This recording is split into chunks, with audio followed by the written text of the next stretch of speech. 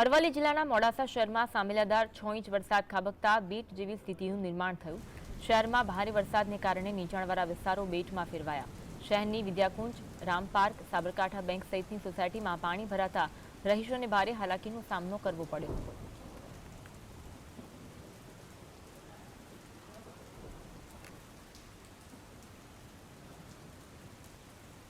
તો મોડાસાના અલગ અલગ વિસ્તારોમાં પાણી ભરાતા લોકોને હાલાકીનો સામનો કરવાનો વારો આવ્યો હતો। લોકોના ઘરોમાં પાણી ઘૂસી જતા ઘરવખરીને મોટા પાયે નુકસાન થયું હતું। સામેલાધાર 6 ઇંચ વરસાદ ખાબકતા સમગ્ર વિસ્તારમાં બેટ જેવી પરિસ્થિતિનું નિર્માણ થયું। રાહદારીઓને પણ હાલાકીનો સામનો કરવો પડ્યો। શહેરમાં ભારે વરસાદને કારણે નીચાણવાળા વિસ્તારો બેટમાં ફેરવાયા હતા।